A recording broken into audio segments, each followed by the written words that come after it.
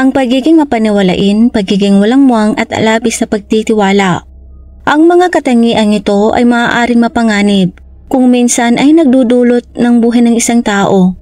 Gayunpaman, lahat tayo ay may mga sandali na gusto nating maniwala sa mga himala na ang mga pangarap natin sa pagkabata ay maaari pa ring matupad.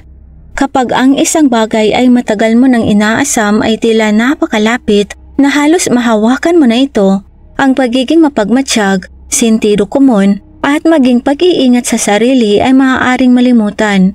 At ang kahinaang ito ang madalas na punteriya ng mga walang pusong kriminal. Ang kaso ng isang babaeng prinses na nagngangalang Elodie Morel noong 2005 ang gumulat sa bansa dahil sa kalupitan at hindi makataong katangian nito. Ang higit na nakakatakot ay ang malamig na pag-uwawalang bahala ng mga ordinaryong taong alam ang tungkol sa kanyang pagdukot at nalalapit na kapalaran. Ngunit pinili ang katahimikan para lamang kumita ng pera. Sino si Elodie Morel? Si Elodie Morel ay ipinanganak noong February 18, 1976 sa Marseille, France. Mula sa murang edad, siya ay may kapansin-pansing halos malaanghel na hitsura. Sa kanyang paglaki, mas lalong gumaganda ng husto si Elodie na maraming nagmumungkahing bagay siyang maging artista o cover ng mga sikat na magazines. Bilang isang dalaga na humaling siya sa ideya ng pagiging isang modelo.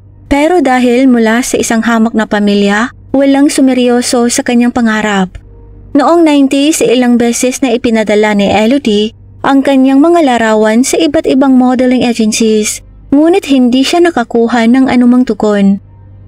Pagkatapos ng high school, nag-enroll siya sa kolehiyo, nagpakasal sa isang kaklaseng nangangalang Sylvain sa edad na 22 at nagkaroon ng isang anak sa edad na 25.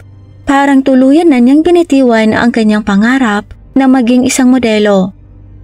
Noong 2005, nagtatrabaho si Elodie bilang isang sales associate sa isang tindahan ng damit sa downtown Marseille. Madalas siyang nakakatanggap ng mga papuri at napansin ang paghanga o paninibughong tinging itinatapon sa kanya. Sa edad na 29, mayroon pa rin siyang perpektong figura, magandang mukha na mas nalalamangan pa ang mga mas bata sa kanya. Hindi man tuluyang sumuko si Elodie sa pangarap niyang maging modelo, hindi niya na rin ito pinag-uusapan pa. Kumbinsidong lumipas na ang kanyang oras. Ngunit noong April 2005, nag-fill up siya sa isang online application para sa pagmumodelo. Inilakip ang kanyang pinakamagandang mga larawan at ipinahiwatig na siya ay interesado pa rin sa pagpupursige ng karera sa pagmumodelo. Hindi naman nagtagal at nakatanggap siya ng tukon. Ngunit ang nakakaakit na alok mula sa isang fashion photographer ay isa palang imbitasyon para sa mabagal at karumal-dumal na katapusan. Humigit kumulang 2 linggo pagkatapos niyang i-post ang kanyang profile online, nakatanggap si Elodie ng isang nakakabigay puri at mapang-akit na alok. Maaari siyang maging bagong mukha ng sikat na kumpanya ng English luxury cars na Rolls-Royce. Nag-aalok ng kontratang bayad na €1,000 o mahigit 62,000 pesos sa kasalukuyan bawat araw para sa isang photoshoot. Ngunit para ma-finalize ang deal, kailangan muna niyang makipagkita sa photographer at gumawa ng test shooting. Ang meeting ay itinakda sa May 2 sa isang bar sa bayan ng Egmont. Tuwang-tuwa ibinahagi ni Elodie ang balita sa kanyang asawa. Bagamat may pag-aalinlangan, hindi ito nakipagtalo. Maagang umaga, iniwan ni Elodie ang kanyang anak sa kanyang mga magulang. Sumakay sa kanyang kotse at tinungo ang nakaayos na lokasyon. Nagplano siyang manatili sa Egmont sa loob ng 3 araw at nakapag-book na siya ng isang silid sa hotel. Nang gabing iyon, tinawagan ni Elodie ang kanyang asawa upang sabihin ditong papunta siya sa meeting place at nakakaramdam ng kaba. Si Sylvain na sinusuportahan ang kasiyahan ng asawa ay hiniling sa kanyang tumawag kaagad pagkatapos ng kanilang pag-uusap ng photographer sa lalong madaling panahon. Lingid sa kanyang kaalaman ay ito na pala ang huling pagkakataong makakausap niya ang kanyang asawa. Dumating si Elodie sa bar gaya ng nakaplano at umupo sa isang mesa sa terrace. Hinihintay ang pagdating ng babaeng photographer na kanyang naka-email. Ngunit sa halip makalipas ang mga 10 minuto, isang lalaking nasa mid-40s ang umupo sa kanyang mesa. Nagpakilala ito bilang ang assistant ng photographer. Ipinapaliwanag na pinapunta siya upang makipagkita sa kanya at pumili ng mga lokasyon para sa photoshoots na naka-schedule para sa susunod na araw. Palibhas ay walang tunay na karanasan sa mundo ng pagmomodelo, hindi nakaramdam si Elodie ng anumang kahina-hinala at agad na naniwala sa sinabi ng naturang lalaki sa kanya. Mukha naman kasi itong profesional, nakakakumbinsi ang pagsasalita at tila alam nito ang lahat ng detalye mula sa mga nakaraang pakikipag-usap niya sa photographer. Madaling dumaloy ang kanilang pag-uusap ng naturang tao na nakatuon sa potensyal na karera ni Elodie.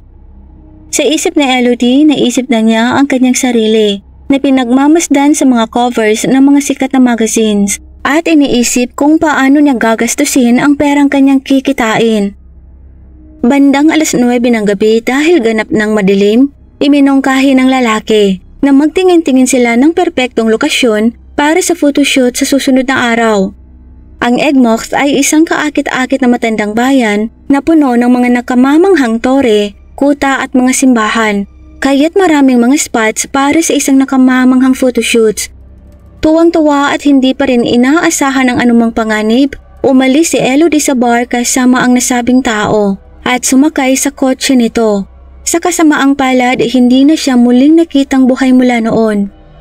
Isa pang lalaking personal na nakakakilala sa salarin at nakarinig tungkol sa kanyang masasamang intensyon ang nakasaksi sa buong pakikipag-ugnayan. Sinubukan niyang makialam ngunit sa kasamaang palad, ang kanyang mga pagsisikap ay wala ring kinahantungan. Nang gabi rin ngayon, May 2, isang tawag ang dumating sa istasyon ng pulisya. Sinabi ng isang natatarantang lalaki na may isang babae ang nasa matinding panganib at kailangang may gawin kaagad ang mga pulis. Hindi niya alam ang pangalan ng potensyal na biktima o kung saan ito maaaring dinala. Pero sigurado siyang wala nang masyadong oras para kumilos. Ang tumatawag ay si Dominic Terasco, 63 years old, isang may-ari ng nightclub na madalas na nagtatrabaho bilang isang impormante para sa pulisya na nagbibigay sa kanila ng kumpidensyal na mga impormasyon. Ang sabi niya sa mga pulis na ngayong gabi lang ay nakita niya ang kakilala niyang si Guillaume Mango sa bar.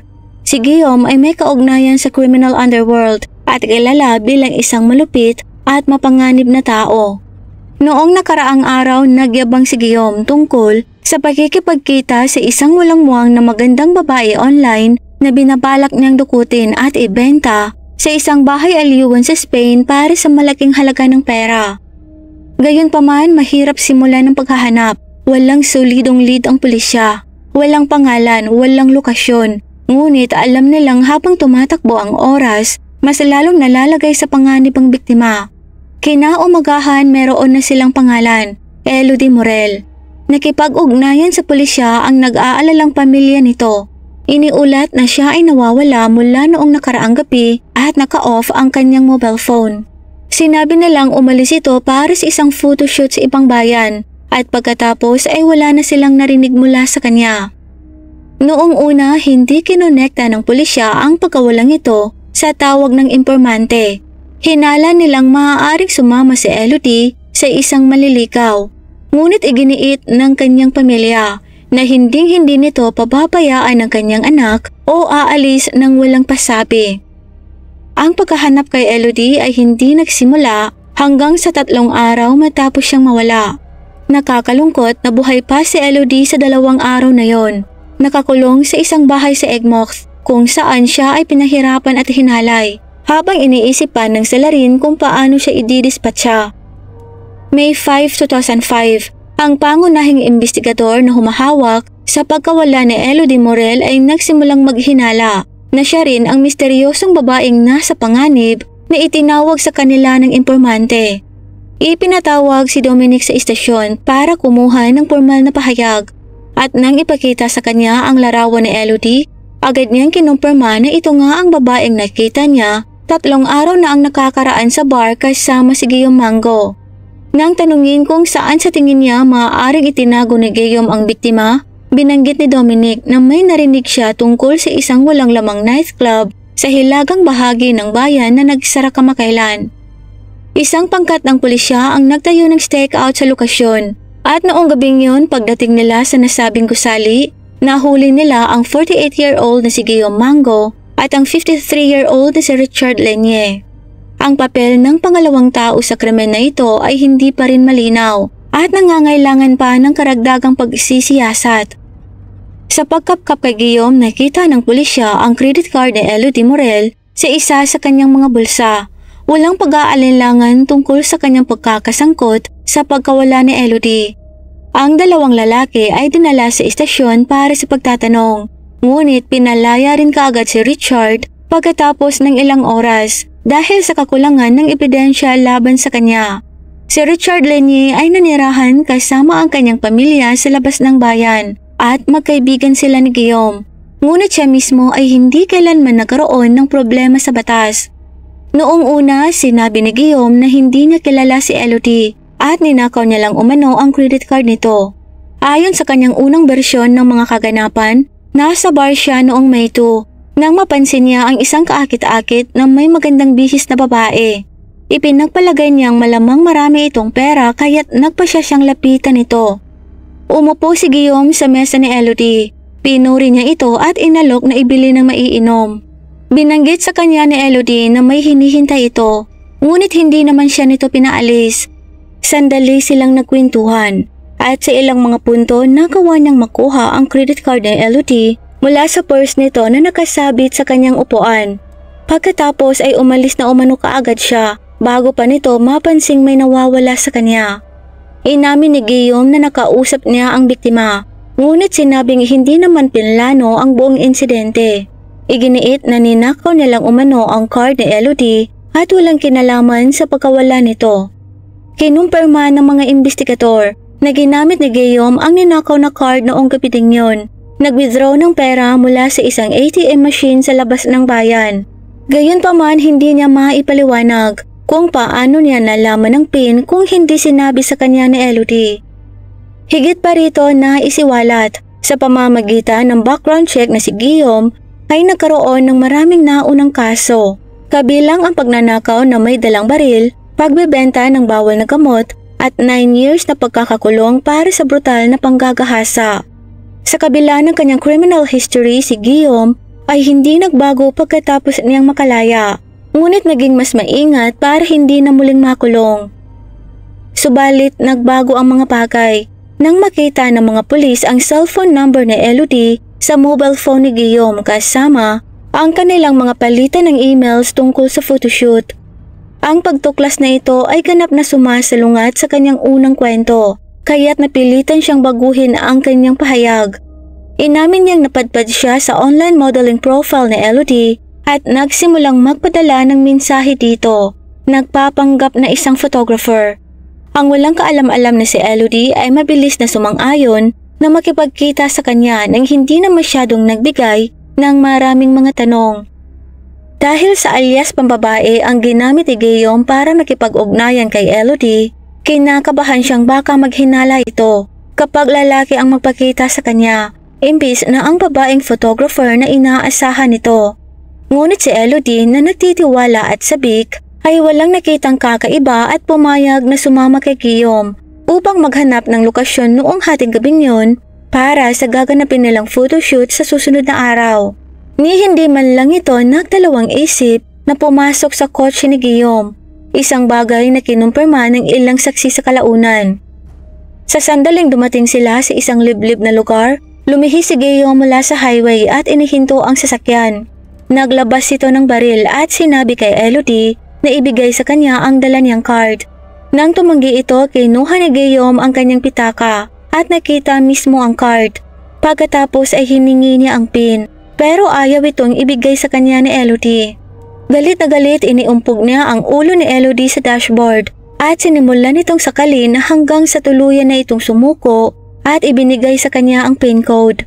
Pagkatapos ikinulong ni Guillaume si Elodie sa trunk at nagmaneho sa pinakamalapit na ATM machine upang tingnan kung totoong PIN ang ibinigay sa kanya ni Elodie. Gumana nga ang PIN at withdraw niyang lahat ang laman nito. Ngayong may pera na siya, sinimulan niyang pag-isipan ang susunod niyang gagawin. Ano ang kanyang gagawin sa babaeng nakakulong ngayon sa kanyang trunk? Nangangailangan ng oras upang malaman kung ano ang dapat gawin, nagpasya si Guillaume na itago si Elodie saglit at nagmaneho papunta sa bahay ng kanyang kaibigang si Richard Lanier. Sinabi niya kay Richard ang tungkol sa babaeng nasa loob ng kanyang trunk.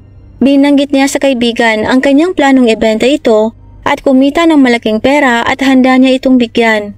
Si Richard at ang kanyang asawa ay dating nagtatrabaho sa parehong abandonadong nightclub. Si Richard bilang isang security guard at ang kanyang asawa bilang isang tagapaglinis. Ngunit nang magsara ang club, pareho silang nawalan ng trabaho at lubhang nahihirapan. Sinamahan pa ng labis na pagkalulong ni Richard sa alak. Pumayag naman si Richard na tumulong at iniabot kay Guillaume ang susi ng kanyang walang lamang garahe. Iniaalok bilang isang lugar upang pagtaguan kay Elodie. Ayaw ni Richard na magkaroon ng direktang kontak sa bihag mismo.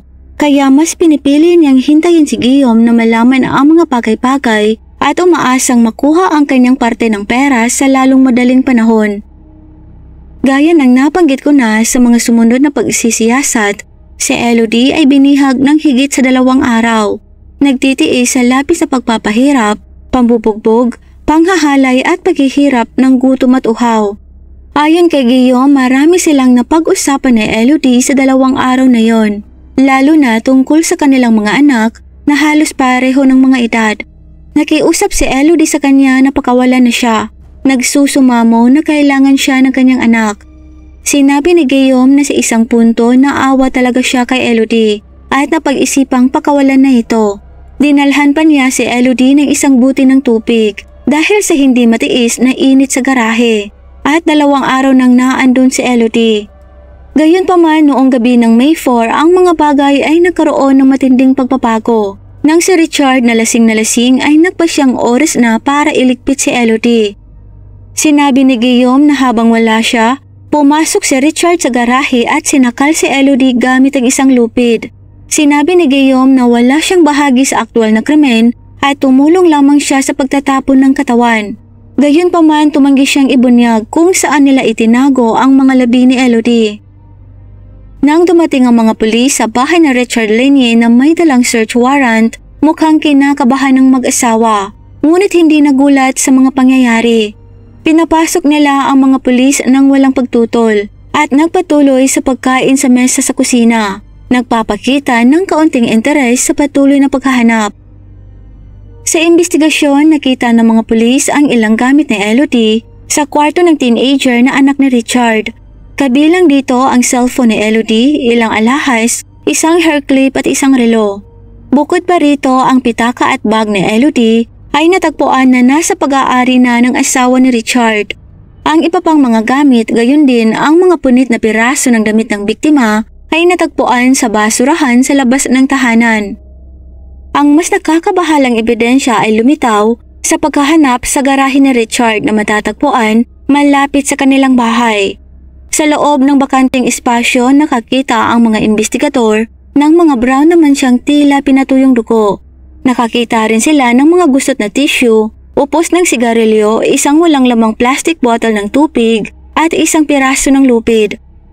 Parehong si Richard at ang kanyang asawa ay dinala sa kustodiya, habang ang kanyang 14 anyos na anak na babae ay pansamantalang inilagay sa kanilang mga kamag-anak. Nang tanungin kung paano napunta sa kanilang tahanan ang mga gamit ni Elodie, sinabi ng mag-asawa na dinala umano ang mga yun ni Guillaume kapalit ng pagpapagamit nila sa kanya ng kanilang garahe. Inamin nila na alam nilang may bihag na babae si Guillaume doon, ngunit pinili nilang huwag makialam dahil ipinangako sa kanila ni Guillaume na gagantimpalaan sila ng malaking halaga ng pera. Inamin din ng mag-asawa na binigyan nila si Guillaume ng isang buti ng tubig at isang piraso ng lupid, gaya ng hiniling nito sa kanila nang hindi nagtatanong kung bakit. Kinumpirma ng forensics na ang mga brown naman siya sa sahig ng garahe ay dugo ni Elodie. Higit pa rito, ang similyang natagpuan sa gusot ng mga tissue ay tumugma sa DNA ni Guillaume at ang laway sa upos ng sigarilyo ay pagmamay-ari ng biktima at ng salarin. Mariing sinabi ng pamilya ni Elodie na hindi pa ito nakapanigarilyo sa buong buhay nito dahil mayroon itong asthma at ang usok ng sigarilyo ay nagtitrigger ng matinding pag-ubo at pagsusuka, kaya't naging malinaw ang nakakatakot na larawan. Ikinulong ni Guillaume si Elodie sa garahe sa loob ng 2 araw, paulit-ulit na hinalay, walang awang pinahihirapan at pinipilit itong manigarilyo bilang bahagi ng kanyang pangmamalupit. Nang iharap ng mga investigador ang mga resulta ng forensic kay Guillaume, muli niyang binago ang kanyang kwento. Sa pagkakataong ito, sinabi niya na sila ni Elodie ay talagang nagtalik sa garahe, ngunit iyon ay ganap na pinagkasunduan nilang dalawa. Sinabi niyang sabay silang naninigarilyo at marami silang napag-usapan, at sa wakas ay nagpasya siyang pakawalan na ito. Gayunpaman, patuloy niyang iginiit na pinatay ni Richard si Elodie habang wala siya. Kumbaga natakot si Richard na baka pumunta si Elodie sa istasyon ng pulisya at magsumbong pagkatapos itong pakawalan ni Guillaume. Ang bersyon na ito ng mga kaganapan ay nagkaroon ng maraming hindi pagkakapare-pareho.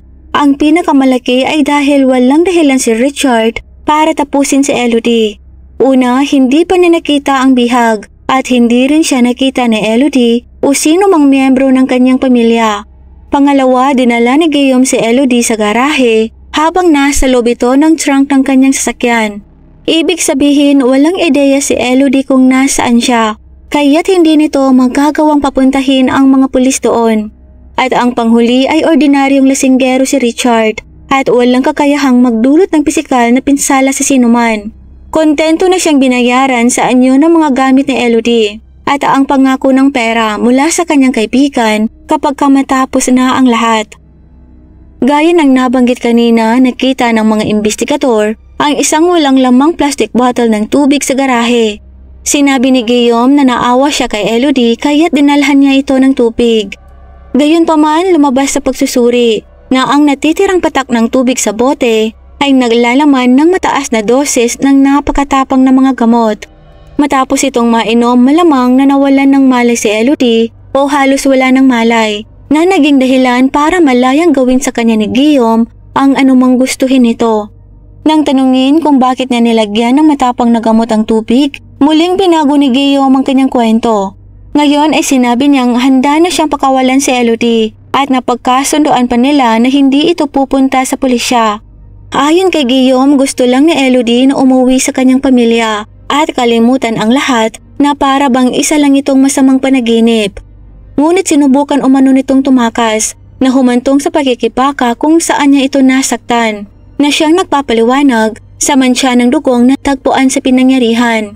Pagkatapos ay ikinulong niya si Elodie sa loob ng garahe at umalis. Sinabi ni Guillaume na ibinigay niya kay Elodie ang tubig na mayroong mga gamot para mapakalma ito at maiwasan ang isa pang pagtatangkang pagtakas. Dinurog niya ang ilang mga tabletas at tinunaw ang mga ito sa tubig. Pagkatapos ay umalis sa garahe at bumalik pagkalipas ng 12 oras. Noong panahon yun, si Elodie ay nasa bingit ng pagkahimatay dahil sa dehydration.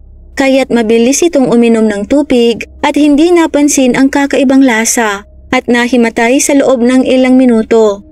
Ayon kay Guillaume, aksidenteng nalagutan ng hininga si Elodie dahil sa overdose, dahil hindi kinaya ng kanyang mahinang katawan ang matapang na gamot, bagay na inamin niyang hindi niya naisip.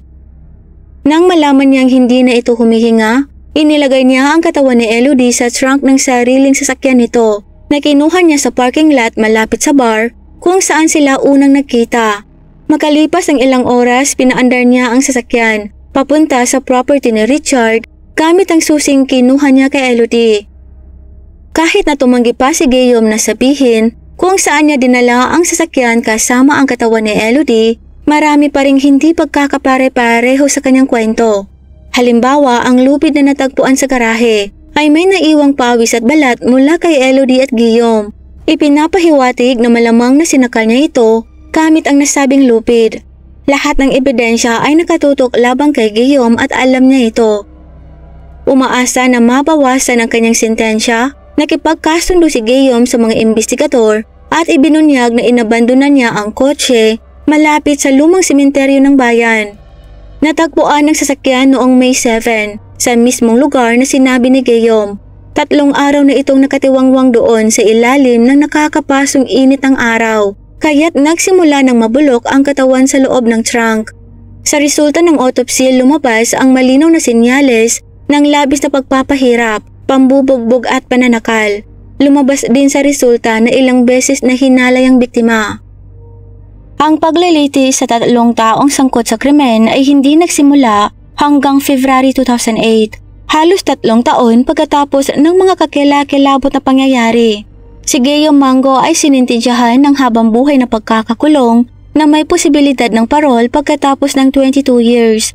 Tungkol naman kay Richard Lenier at sa kanyang asawa, pilit nilang sinikap na kumbinsihin ng hurado na hindi nila alam ang tungkol sa babaeng binihag sa kanilang garahe. Sinabi nila na pinayagan lang nila ang isang kaibigan na manatili sa kanila ng ilang araw nang hindi nagtatanong. Ngunit iba ang sinasabi ng pagkakadiskubre ng mga gamit ni Elodie sa loob mismo ng kanilang tahanan. Ang mag-asawa ay kinasuhan ng pagtulong sa krimen at bawat isa ay sinintensyahan ng 6 years na pagkakakulong. Noong 2010, inapila ni Guillaume at ng kanyang abogado ang desisyon. Sinusubukang ilipat ang ilan sa kasalanan sa krimen sa mag-asawang Lenier. Ito ang tanging pag-asa nila na mabawasan ang kanyang habang buhay na sentensya at babaan ang pinakamababang oras na kailangan niyang paglingkuran ang kanyang sentensya. Noong May 4, 2010, eksaktong 5 taon pagkatapos ng pagpatay kay Elodie Morel, nagsimula ang bagong paglilitis. Sa mga pagdinig na patunayang si Richard at ang kanyang asawa ay alam ang tungkol sa pagkakabihag kay Elodie at ang labis na panganib na kinasasangkutan nito. Gayunpaman, wala silang ginawa. Hindi lang nila itinago ang mga gamit ni Elodie. Ibinigay pa nila ang ilan sa mga ito sa kanilang anak na dalaga. At ibinigay din nila kay Guillaume ang lahat ng hiniling nito gaya ng lupid, tubig at iba pa nang hindi nagtatanong sa kanyang mga intensyon o isinaalang-alang man lang ang mga kahihinatnan. Binawasan ng korte ang habang-buhay na sentensya ni Guillaume sa 30 years na may pangangailangang pagsilbihan niya ang 2/3 ng kanyang sentensya bago maging karapat-dapat para sa parol. Ang mag-asawang Lenier naman dahil sa kanilang pakikipagsabwatan at kabiguang kumilos upang matulungan ang biktima ay sinintensyahan ng 9 na taong pagkakakulong nang walang posibilidad ng maagang paglaya. Shoutout po kina Loy Valiente, kay Ber 1978 from Athens, kay Marquez Marvi from Romania, kay Emiliano Gubat from Saudi, kay Marilyn Sulaiman, kay Shinonaga Evelyn, kay Lilibet Gutierrez from Philippines, kay Michelle's Tagalog Crime Stories, kay Arvid Shane Hyberg Channel from Thailand, at kay Jenny May Ortigero Roldan from Qatar.